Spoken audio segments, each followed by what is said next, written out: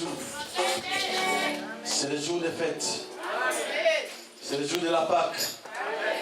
Où nous commémorons sa mort et sa résurrection. Alléluia. Nous sommes debout. Nous ouvrons dans Galates chapitre 3, notre verset, passage du jour. Notre passage habituel. Vous savez, ce livre de Galates nous a inspiré, nous a révélé beaucoup de choses depuis que nous avons commencé à parler sur notre thème, sur le Dieu de la justice. Parce qu'aujourd'hui, nous parlons de la Pâque. C'est le bénéfice de la croix. Notre thème de cet après-midi, le bénéfice de la croix. Mais nous allons lire d'abord Galates chapitre 3, verset 6 à... Galates chapitre 3, verset 6 à 14. Je lis rapidement.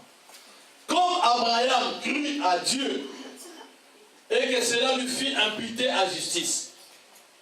Reconnaissez donc que ce sont ceux qui ont la foi qui sont fils d'Abraham. Mais si tu as la foi, tu fais partie de sa lignée. Oui. Aussi l'Écriture, prévoyant que Dieu justifierait les païens par la foi, à l'avance annonçait cette bonne nouvelle à Abraham. Toutes les nations seront bénies en toi. Tu es béni au travers d'Abraham et non par tes ancêtres. De sorte que ceux qui croient sont bénis avec Abraham, les croyants. Car tous ceux qui s'attachent aux œuvres de la loi sont sous la malédiction. Vous qui avez l'habitude de croire aux lois de la famille, aux lois des ancêtres, la Bible dit que vous êtes sous la malédiction. Car il est écrit maudit et quiconque n'observe pas tout ce qui est écrit dans le livre de la loi. Et que nul ne soit justifié devant Dieu par la loi. Cela est évident puisqu'il est dit, le juste vivra par la foi. Or, la loi ne procède pas de la foi, mais elle dit, celui qui mettra ces choses en pratique vivra par elle.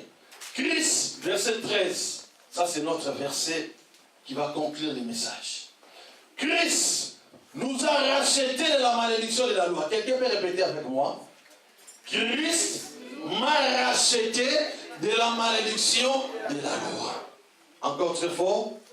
Christ m'a racheté de la malédiction de la loi. Pour la dernière fois. Christ m'a racheté de la malédiction de la loi. Vous allez le comprendre tout à l'heure. Étant devenu malédiction pour nous, car il est écrit maudit et quiconque pendit au bois. Afin que la malédiction, la bénédiction d'Abraham, eût pour les païens son accomplissement en Jésus-Christ, et que nous ressuscitions par la foi l'Esprit qui avait été promis. Amen. Amen. Matthieu chapitre 1er, verset 1er, et nous commençons notre message. Nous allons comprendre là-dessus quelque chose. Seulement Matthieu 1.1.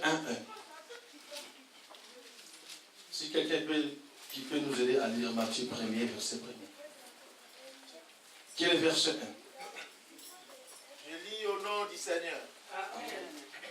Matthieu 1, verset 1. Généalogie de Jésus-Christ. Fils de David, fils d'Abraham. Amen. Ça s'arrête là. La généalogie de Jésus-Christ, fils de David et fils d'Abraham. Nous acclamons fort pour la parole du Seigneur. Et veuillez retrouver vos places. Écoutez maintenant les messages et tenez bien vos téléphones. Mettez-les en vibraire pour que cela ne nous dérange pas. Et gardez bien aussi nos enfants pour qu'il n'y ait pas trop de distractions pendant les moments de la prédication. Amen. Je fais un pas en arrière, juste pour récapituler les messages qu'on avait commencé à parler depuis les dimanches passés.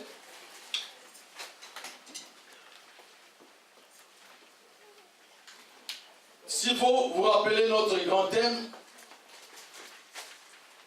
nous avions commencé à parler sur la préparation de la Pâque et le Seigneur nous a aidés à comprendre beaucoup de choses par rapport à la justice de Dieu. Parce que nous célébrons, nous servons un Dieu de la justice. Alléluia. Il y a des places qui sont devant, tant mieux, les réparateurs montent par devant. C'est mieux.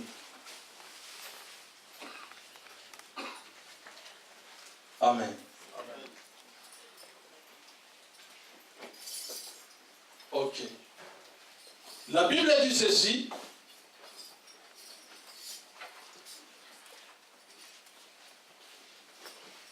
Abraham a cru à Dieu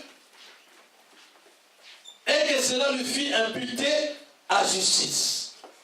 Je vais vous rappeler quelque chose, quelques points qu'on avait déjà parlé les dimanches passés. Vous savez, pour la première fois que la Bible nous révèle ce mot foi ou ce verbe croire, c'était lorsqu'Abraham était rencontré par Dieu. Et Dieu lui a donné tant de promesses, comme quoi que je te bénirai, je ferai de toi un père de la multitude, je ferai de toi un père de toutes les nations, je bénirai tes descendants, ceux qui te béniront seront bénis, ceux qui te maudiront seront maudits. Ça, c'était des promesses que Dieu avait données à Abraham. La Bible dit cet homme Abraham, qui n'avait pas la Bible dans sa main, qui n'avait personne pour nous prêcher la parole, mais simplement il a cru. Bien aimé, c'est formidable. Alléluia. Parce qu'il n'avait personne pour lui prêcher la parole. Il n'avait même pas la Bible dans sa main pour lire les Écritures. Mais la Bible dit, après avoir écouté, reçu toutes ces promesses, simplement, il a cru. Et Dieu lui donne sa justice. Dieu lui impute sa justice. Nous y reviendrons tout à l'heure. Bien aimé, nous parlons de ce verbe croire. C'est pour la première fois que Dieu révèle dans la Bible ce verbe croire, que nous appelons entre guillemets la foi. Ça a commencé par notre père Abraham. C'est ce que j'avais dit. Vous savez, la foi, c'est la base fondamentale d'un chrétien. Ce que le diable cherchera à détruire dans ta vie, si ce n'est que la foi. Alléluia. Le diable cherchera à détruire ta foi. Parce qu'il sait que la foi, c'est la source de toutes tes bénédictions. Ne me permet qu'on détruise dans ta vie les biens, tes maisons, ton foyer, ton mariage, ta famille, tes finances, mais ne permet pas au diable de détruire ta foi. Parce que par la foi, tu peux tout récupérer d'un coup. Amen. Parce que la Bible dit tout est possible par la foi. Si tu as la foi, c'est possible de récupérer ton mariage. Si tu as la foi, c'est possible de récupérer ta maison. Si tu as la foi, c'est possible de reconstruire ton foyer. Si tu as la foi, c'est possible de reconstruire ta famille, de restaurer ta famille. Amen. Tout tourne autour de la foi.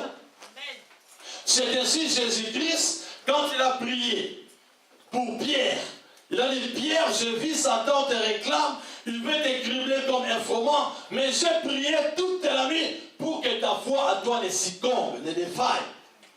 Parce que Jésus savait, s'il laisse Pierre entraîné, criblé par l'ennemi, Pierre allait perdre sa foi. Or, par la foi, Pierre allait tout récupérer. Ce qu'on peut garder dans ta vie, garde bien ta foi. Amen. Ne permets pas aux circonstances de ce monde de bousculer ta foi. Peu importe ce que tu peux vivre aujourd'hui, peu importe ce qui peut t'arriver aujourd'hui, mais laisse ta foi soit branchée. Laisse ta foi reste la même. Et ne défaille pas. Ça, c'était la prière de Jésus. Il a dit, j'ai prié pour toi pour que ta foi ne défaille. Garde bien ta foi en Jésus. Parce que par la foi, on peut tout récupérer. Elle est la source de toute bénédiction. La Bible dit, Abraham a crié à Dieu. Dieu ne lui a pas donné les biens, l'argent, des maisons, des bétails. Non. C'était des choses qui sont venues par après.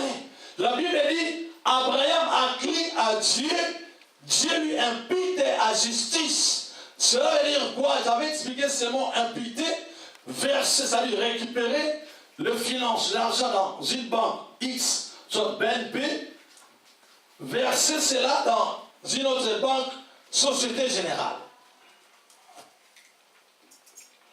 Ça veut dire c'est un transfert. Abraham a crié à Dieu, Dieu lui impute sa justice. Ça veut dire Dieu a versé dans son compte sa nature. Il a versé dans son compte les finances. Il a versé dans son compte la grandeur. Il a versé dans son compte la renommée. Il a versé dans son compte les bétails des maisons. C'est-à-dire tout ce qu'il lui avait promis avant. Et quand il a cru, au lieu que Dieu lui donne d'abord les matériaux, les bénédictions, mais Dieu lui impute la justice. Laisse-moi te dire, dans ton compte à toi, Dieu a versé la guérison. Amen. Dans ton compte à toi, Dieu a versé sa nature. Dans ton compte à toi, Dieu a déjà versé la délivrance. Dans ton compte à toi, Dieu a déjà versé les finances. Et croyez à cela. Amen. Quand il a crié, Dieu lui impute la justice. Voilà pourquoi Jésus, quand il est venu, qu'est-ce qu'il a dit? Cherchez premièrement le royaume et la justice de Dieu, et toutes ces choses vous seront données par dessus. Mais c'est qu'on doit chercher d'abord sa justice. Parce que dans sa justice, il y a tout. Dans sa justice, il y a les finances. Dans sa justice, il y a les bénédictions. Dans sa justice, il y a l'argent. Dans sa justice, il y a les mariages. Dans sa justice, il y a les enfants. Dans sa justice, il y a tout. Ce que l'Église va commencer d'abord, premièrement, à chercher, c'est sa justice. Ne venez pas à l'église pour chercher d'abord les bénédictions, l'argent, les mariages, non. Mais venez à l'église rien que pour commencer à chercher d'abord la justice de Dieu. Amen. C'est bien clair. Amen. Vous avez remarqué, ce sont ces deux choses qui vont de pair. Dieu a parlé cela sur Abraham, et Jésus, quand il est venu, il nous a rappelé encore la même chose. Au lieu que Dieu donne à Abraham toutes les promesses, les bénédictions qu'il lui avait promis, mais vous allez remarquer, Dieu lui donne d'abord la justice. Or, dans cette injustice, il y avait tout là-dedans. Cherchez d'abord la justice de Dieu. Et pendant ce temps, Abraham, son nom était encore Abraham. Et qu'est-ce que Dieu a fait? Il a dit, Abraham, désormais on ne t'appellera plus Abraham, mais ton nom sera appelé Abraham. Salut, la lettre H qui représente lui-même Dieu. La lettre H en hébreu veut dire lui-même Dieu. Dieu, qu'est-ce qu'il a fait? Il a inséré la lettre H, il a inséré sa nature à Abraham. Amen. Et voilà pourquoi, quand Dieu voyait Abraham, il a dit, on t'appellera plus Abraham, mais ton nom désormais sera appelé Abraham. Ce qui veut dire quoi? Je fais appel à l'existence des choses qui n'existent pas encore dans ta vie. Laisse-moi te dire, depuis les jours de l'heure que Dieu t'a fait appel, il avait déjà appelé à ces choses qui n'existaient pas encore pour que cela soit à l'existence dans ta vie. Amen. Pendant que j'étais encore ignorant, pendant que je ne savais pas encore que Dieu a préparé des choses pour moi, mais dès lors que j'ai répondu à son appel, oh, Dieu avait déjà préparé un bon mariage. Dieu t'avait déjà préparé les enfants. Dieu t'avait déjà préparé la stabilité. Dieu t'avait déjà préparé la restauration. Il avait tout préparé pour toi. Quand bien même tu ne savais pas encore. Et je le déclare par le nom de Jésus, tout ce qui ne semble pas exister, et que cela soit existé au nom de Jésus. Amen. La lettre H. Ainsi, bon Zambé, à côté mon Abraham. Laisse-moi te dire, c'est ainsi David avait dit, ne savez-vous pas que vous êtes de Dieu? Mais cependant, vous mourrez comme des princes quelconques, parce que Dieu avait inséré sa nature à Abraham. Et Abraham ne cherchait pas la bénédiction, mais Dieu a fait de lui une bénédiction. Bien, mais si vous avez la compréhension de la parole, tu ne seras pas là pour en train de chercher les bénédictions. Mais Dieu t'a déjà fait une source de bénédiction. Rappelez-vous, quand Abraham a reçu toutes ces paroles, maintenant ils vont faire son voyage. Il a pris son émelote et ils vont maintenant débarquer. Pendant les routes de voyage, tellement les serviteurs de Lot et d'Abraham se disputaient entre eux, et Abraham a proposé à Lot, il a dit Lot, permets qu'on se sépare, parce que nos serviteurs ne s'entendent pas. Si tu vas à gauche, moi je prends la route droite. Si tu vas à droite, moi je récupère la route gauche. C'est à toi de choisir. Parce que toutes les choses étaient là devant. La Bible dit, Lot a choisi le côté qui se semblait bon, qui se voyait bon, au vie. Et Abraham est parti dans un coin où la terre était sec, aride, un coin montagnier, où il y avait les ravins. C'était pas bon aux yeux physiques d'aller vivre dans ce coin-là. Mais parce que Dieu l'avait déjà fait une source de bénédiction, voilà pourquoi Abraham, il va réussir dans tout ce qu'il avait pris, dans tout ce qu'il cherchait. Abraham est allé cultiver dans un terrain aride où on ne pouvait pas croire qu'on pouvait cultiver là-dedans. Je suis là pour te dire, la bénédiction de Dieu ne dépend pas d'un endroit. Peu importe l'endroit où tu peux te retrouver aujourd'hui, mais parce que tu es la source de bénédiction, laisse-moi te dire, la bénédiction t'accompagnera. Le terrain était sec, aride, mais quand Abraham passait, il y avait toujours la possibilité pour vivre. Il y avait toujours la possibilité pour regagner ce que Dieu lui avait promis d'avance. Voilà pourquoi la bénédiction de Dieu ne dépend pas de quoi, ne dépend pas d'un endroit. C'est-à-dire, partout où vous allez vous rendre, la bénédiction de Dieu vous accompagnera. Amen. Les gens peuvent te dire, oh non, en Turquie, en Angola, les choses ne marchent plus bien. Mais toi, quand tu vas voyager, les choses vont marcher. Parce que Dieu a fait de toi une source de bénédiction. Amen. Il ne faut pas marcher selon ce que les gens disent, mais marcher selon ce que Dieu a dit de toi. Ça, ce n'était qu'un rappel qu'on avait vu le dimanche passé par rapport à la bénédiction que nous avons héritée au travers d'Abraham. Ici, la Bible dit dans Matthieu chapitre 1er, verset 1er, la généalogie de Jésus, fils d'Abraham et de David. Bien, c'est très profond. Vous savez, il y a des gens, lorsqu'ils lisent la Bible, lorsqu'ils ouvrent les pages et qu'ils tombent, là où on a marqué la généalogie, il y a des gens qui sortent des pages. Comme quand il n'y a rien qui est là-dedans. Mais toute écriture est inspirée de Dieu. La généalogie de Jésus, fils de David et d'Abraham, je ne vais pas toucher le point de David, mais laisse-moi seulement toucher le point d'Abraham. Vous allez remarquer, parce que nous parlons de notre père Abraham. C'est lui qui est notre père dans la foi. Et vous remarquerez, Dieu, au travers de la généalogie, va placer Jésus dans la lignée d'Abraham. Bien, mais c'est très profond. C'est très profond, bien aimé dans le Seigneur. Simplement parce que toutes les promesses de Dieu, il a confié cela à Abraham.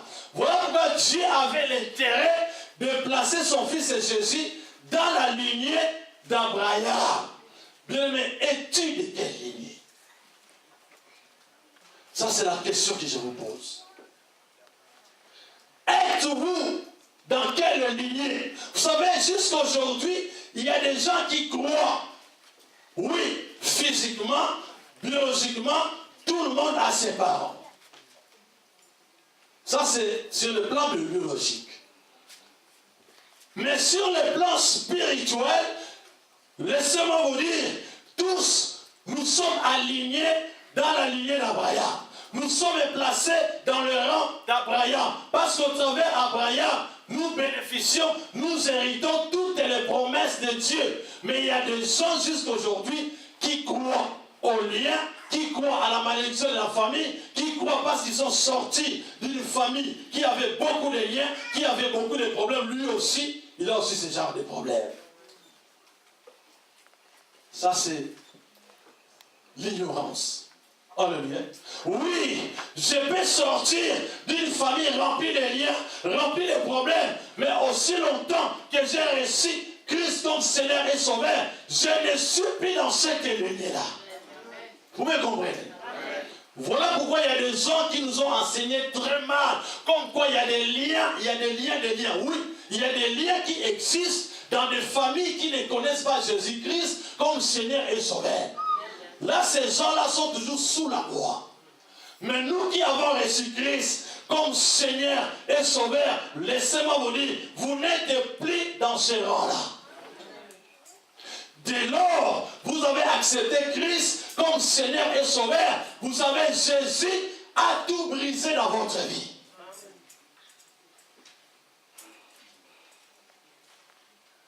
Il y a des gens qui croient à ces choses. Parce que ils n'avaient pas réussi. C'est-à-dire, moi aussi, je ne réussirai pas.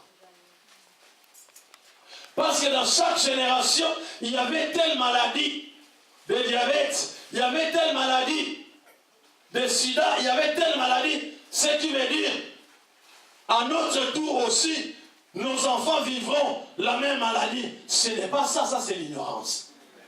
Alléluia. Si vous croyez et que vous êtes toujours attaché aux liens de famille, mais laisse-moi te dire, je suis venu couper, Seigneur, au nom de Jésus. Parce que Dieu t'a placé dans la lignée d'Abraham. À moins que toi-même tu restes dans l'ignorance. Ce qui a fait que beaucoup de serviteurs de Dieu, beaucoup de passés règnent dans l'ignorance. Cette ignorance qui a frappé le peuple de Dieu, beaucoup de serviteurs de Dieu en profitent. Oh, il faudra tirer parce que dans un monde simanayo, balier est tellement belé, photocarte balier, on a 4e, 3e, 2e, première génération. Mais bien, qui vous dit ces choses? Ce lien existait aux gens qui ne connaissaient pas Jésus comme Seigneur et Sauveur, parce qu'ils sont sous la loi. Ces gens-là vivent sous la condamnation. Alléluia.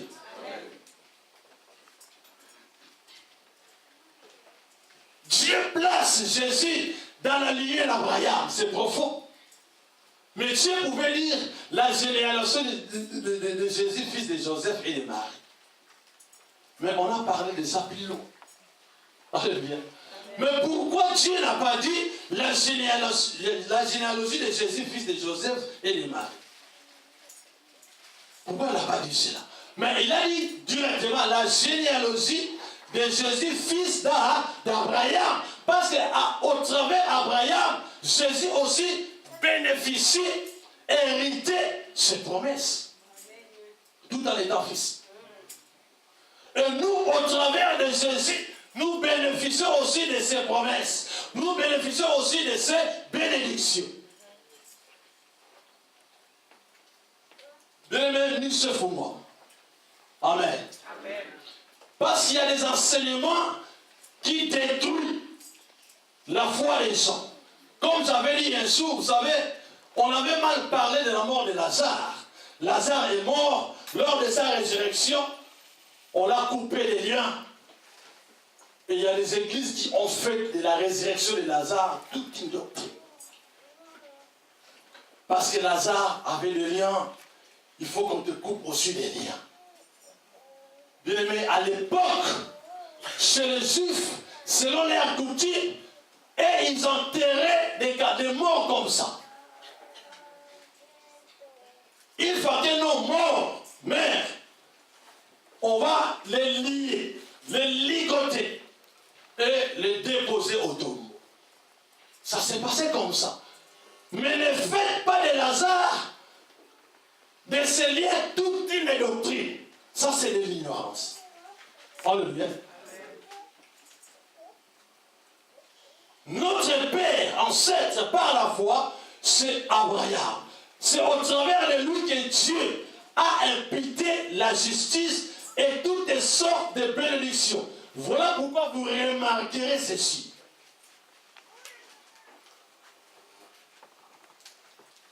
Dans tous les domaines religieux, administratifs, vous allez remarquer toutes les religions presque sont nées par Abraham. Le monothéisme, judaïsme, islam, christianisme, ce sont les religions qui sont sorties d'Abraham. Et les deux religions qui règnent dans ce monde, si ce n'est pas le christianisme, c'est l'islam. N'est-ce pas? Parce qu'au travers d'Ismaël, l'islam est né. Sur le plan administratif, vous remarquerez ceci, partout dans le monde, il n'y a que des Juifs qui règnent, qui ont occupé toutes les postes élevés. Si ce n'est pas les Juifs, c'est les Arabes. Alléluia. Et vous remarquerez, c'est l'administration, la religion, tout tourne autour d'Abraham. Et c'est lui qui est notre Père dans la foi. Alléluia. Dieu a placé Jésus dans la lignée d'Abraham. Et nous bénéficions de Jésus, d'Abraham, les bénédictions au travers notre Seigneur Jésus-Christ. L'alliance que Dieu a traitée avec Abraham, c'est la même alliance que Dieu a traitée avec nous au travers son Fils Jésus. Laisse-moi te dire rapidement, le mot alliance veut dire en hébreu racine. Le mot alliance veut dire racine.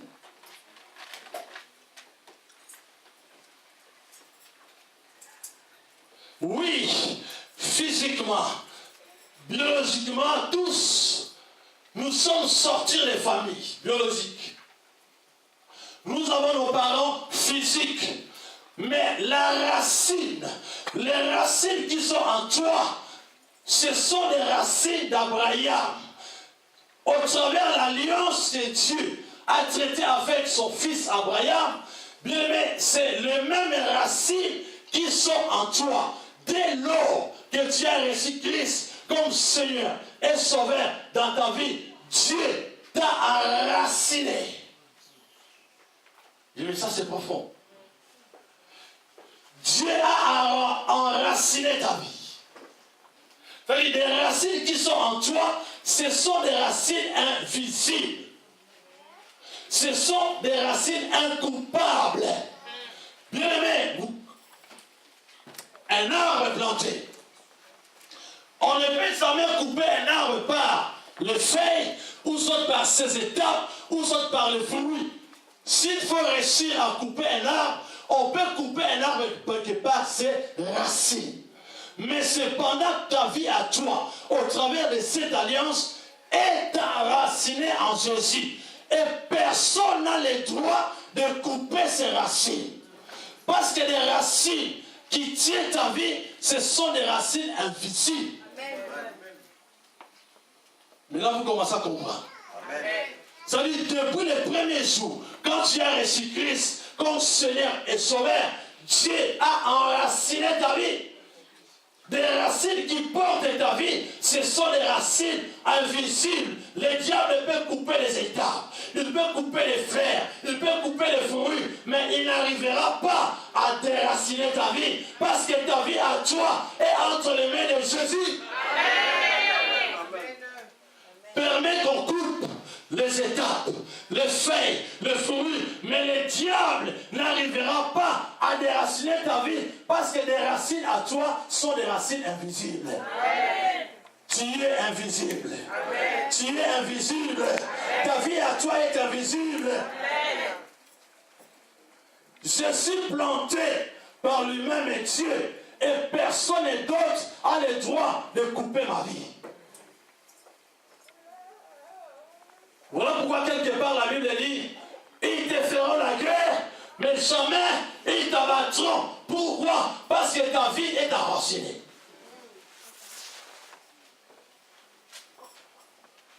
Toute arme forgée contre toi sera nulle et sans effet, parce que ta vie porte des racines solides.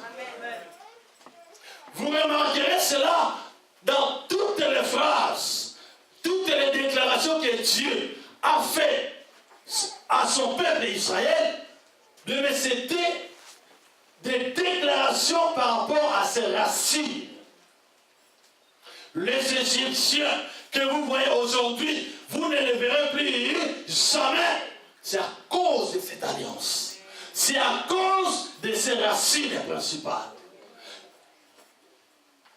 Gardez silence. Et moi-même, l'Éternel Dieu, je combattrai pour vous. C'est à cause de ces racines. Celui qui te bénira sera béni. Celui qui te maudira sera maudit. C'est à cause de ces racines. Amen. Répétez après moi, ma vie est enracinée. Ma vie est enracinée. Mais les racines qui sont en toi sont des racines invisibles. Personne n'a le droit de te couper. Amen. Amen. Et nous sommes dans Galates chapitre 3, verset 13. La Bible dit,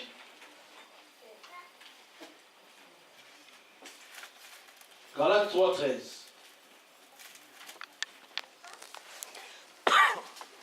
Christ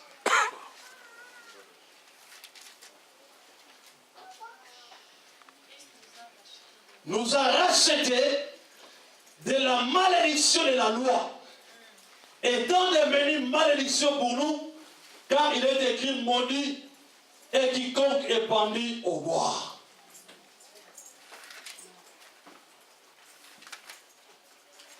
Christ nous a rachetés de la malédiction de la loi. Bienvenue dans le Seigneur. Nous sommes à son maillot déjà. Amen. Amen. Christ a déjà racheté. La Bible précise bien de la malédiction de la loi. Cela veut dire quoi? Quand tu ne connaissais pas encore Christ, ils allaient dire la loi est belle. Ils allaient condamner. Balia des familles réclamaient ta vie. Alléluia. C'est que vous entendez parler des lieux qui réclament. Beaucoup de gens, vous étiez réclamés par des lieux de la mort. Le lieu de la malédiction. Le lieu du célibat. Le lieu de la médiocrité. C'est-à-dire, toutes sortes de lieux que vous entendez parler. Vous réclamez avant que vous connaissiez Jésus. Mais la Bible dit Christ nous a rachetés de la malédiction de la loi. Je vais vous donner un exemple. Nous allons au Congo-Kinshasa, vers Bandundu. Ceux qui suivent l'histoire du football congolais connaissent bien, il y a une équipe à Bandundu qu'on appelle VIA. Et il y a un joueur qui brille là-bas à VIA, vers les feux fonds de Bandundu. Et maintenant, un manager qui vient de Paris, Saint-Germain, qui descend à Bandundu VIA pour acheter un joueur, parce qu'il joue bien.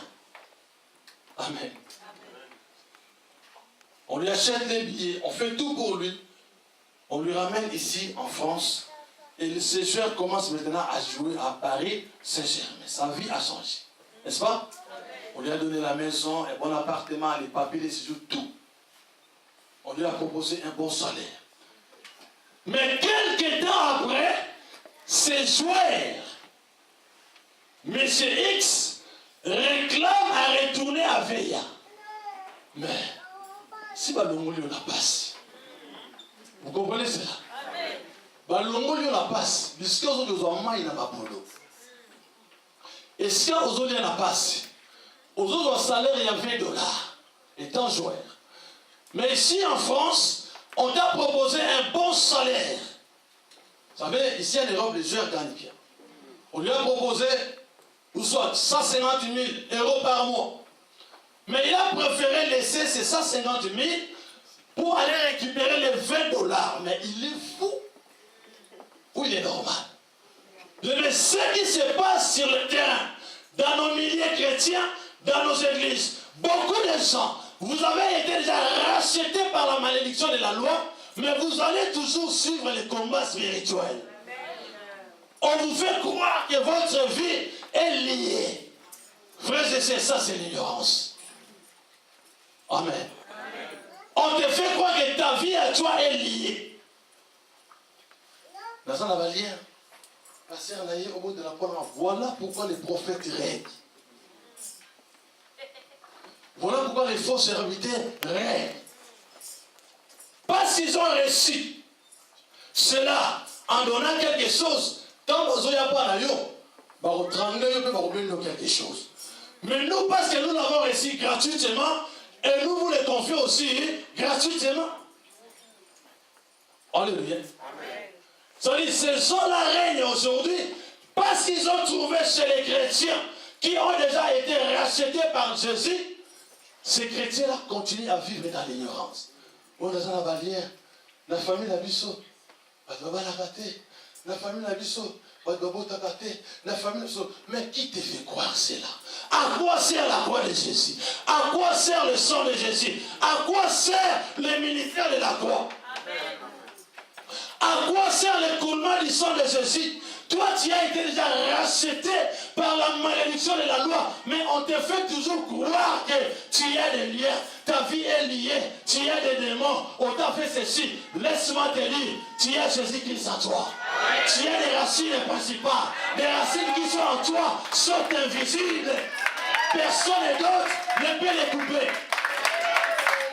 Moi, je ne suis pas lié. Pourquoi vous me faites croire que moi je suis lié? La Bible dit Romains 8, 1. Il n'y a donc aucune condamnation pour ceux qui sont à Jésus. Mais toi tu te condamnes. Laisse-moi te dire, il n'y a aucune condamnation dans ta vie. Il n'y a aucune condamnation dans ta vie. Jésus t'a déjà racheté. Le monde a ma pension aux attentes. Le monde à chaque fois, bandoki. Est-ce que tu as regardé? Au nom de Jésus. Non, ça c'est l'ignorance. Sans effet.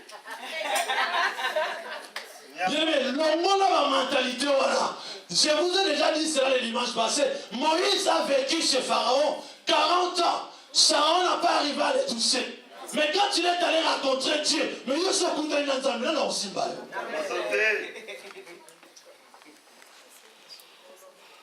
Tu as été racheté par la malédiction de la loi. C'est-à-dire, tu ne vis plus sous la loi. Amen. Mais Dieu t'a placés dans sa lignée, dans la lignée d'Abraham, où nous bénéficions de la grâce. Alléluia. Nous sommes à l'époque de la grâce. Mais laissez-moi vous dire, nous sommes à l'époque de la grâce. Il n'y a donc aucune condamnation pour ceux qui sont en Christ Jésus. Mais toi, on te condamne chaque fois. Et puis on dit comment un serviteur de Dieu a l'écarté. Si la nouvelle qui m'a fait c'est possible la grâce avec toi. Vous tout le monde aïe awa. Bien aimé, je viens d'apprendre encore une autre histoire. Toujours à déclarer. Tout va bien. On fait passer des gens. Mais il ne faut plus être l'esclave des gens. Alléluia. Des gens là que nous suivons, on ne sait jamais.